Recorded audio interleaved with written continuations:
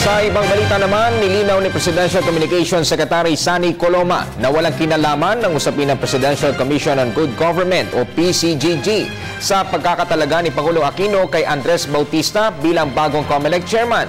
Ayon kay Coloma, napili si Bautista dahil sa kanyang kwalifikasyon at hindi bubuwagin na ang PCGG. Dagdag pa ng kalihim, patuloy ang PCGG sa pagganap ng mandato nito sa batas.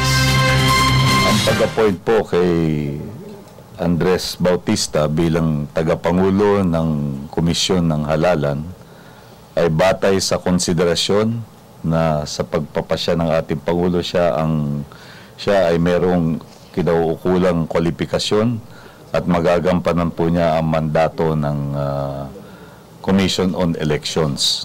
Wala pong usapin dyan hinggil sa PCGG. Patuloy pa rin yung PCGG sa mandato nito na ayon sa batas.